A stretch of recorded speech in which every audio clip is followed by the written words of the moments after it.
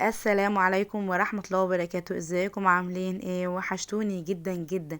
النهاردة بقى هنعمل مع بعض الرنجة بثلاث طرق اسهل من بعض، وكمان بقى مش هنعملها كده على عين البوتاجاز ونبهدل الدنيا ريحة مش لطيفة كده، لا هنعملها في الفرن.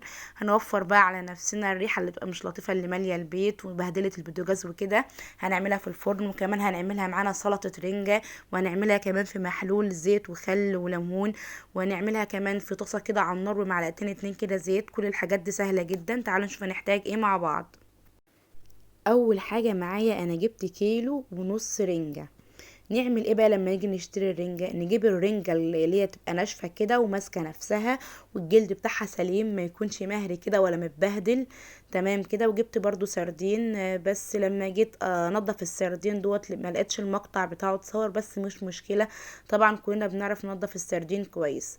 اول حاجة معايا جبت صاج وحطيت فيه ورقة زبدة وخدت رنجتين اتنين كده وادخلها الفرن، واولع الفرن من تحت كده واقلبها كده على الجنبين الاتنين.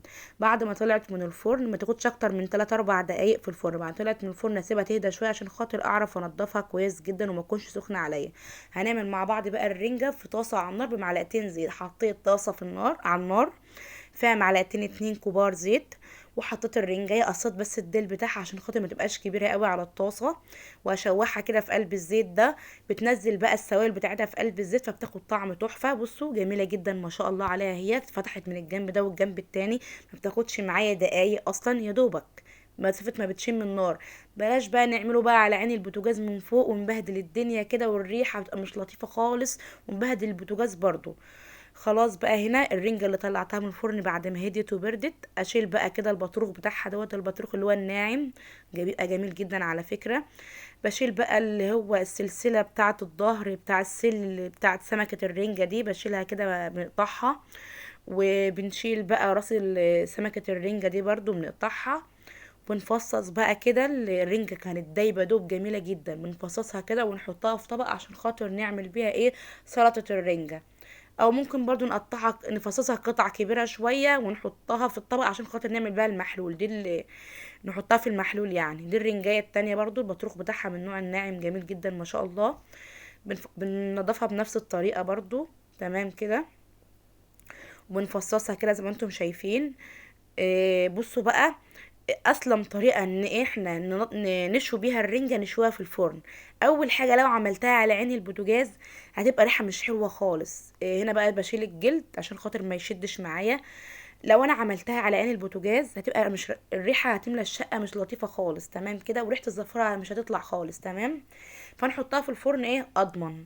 تعالوا بقى نعمل مع بعض الطحينه دول. ايه 3 معالق كبار طحينه، عليهم معلقه زيت، واحط برضو معلقه كبيره خل، واحط عصره ليمونه. ما احطش ملح نهائي، احنا بنعمل كل ده عشان خاطر نخف من ملوحه الرنجه. تمام كده. عصرة ليمونة، معلقة خل، ليمونة، معلقة خل، معلقة زيت، ومعايا هنا مية، احتجت كوباية الا ربع مية. احط اول ربع كوباية مية كده واقلب واقلب. اول حاجة هلاقيها قوامها ايه؟ بيجمد معايا كده، على حسب برضو القوام اللي انتوا بتحبوه. اللي حابب قوام يبقى خفيف اخف من كده تمام يزود المية، اللي حابب نفس السمك اللي انا عاملاه دوت بيكتفي بنص كوباية مية او كوباية الا ربع. تمام كده. هنبتدي بقى نعمل مع بعض سلطة الرنجة. جبت بقى الرنجة زي ما انتم شايفين اللي انا فصصتها قطع صغنونة كده. معايا بصلاية وطماطماية وقرن فلفل اخضر، اللي حابب يحط خيار تمام شغال، مش حابب خلاص. وانزل عليها كده بالرنجة سوري، انزل على الرنجة او على السلطة دي بالطحينة كلها. وتن اقلب بقى اقلب. لو وصلتوا بقى هنا لحد هنا في الفيديو، ما تنسوش تشتركوا في القناة وتفعلوا الجرس وتعملوا اللايك وكومنت حلو كده وجميل زيكم، ما تنسونوش. نقلب بقى سلطة الرنجة بقى. زي ما انتم شايفين كانت تحفة جدا ما شاء الله عليها. انا كده كنت خلاص خلصت سلطة الرنجة. وبرضو نضفت السردين، شلت الجلد منه ونضفته وشلت بطنه والسل بتاعه وحطيته في طبق اهو جنب الرنجايه. ودي الرنجايه اللي انا شويتها بمعلقتين اتنين كبار كده زيت على عين البوتاجاز كده في طاسه. وده السردين وده البطروخ.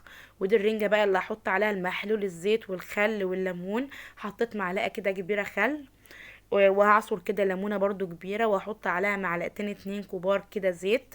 تمام. اللي مش حابب بقى الحاجات الكتير دي يعمل على قده. دي نص رنجايه كده حطيت لها معلقتين نص رنجايه بتحتاج معلقتين اتنين كبار زيت ومعلقه خل وليمونه. ماما بقى عندنا ما بتحبش الرنجة غير ما تكون سادة كده، فانا سبت لها بقى الرنجة كده سادة زي ما انتم شايفين. خلاص كده اللي حابب كده ياكلها واللي حابب كده برضو ياكلها زي ما انتم حابين. يلا بقى السلام عليكم، باي باي.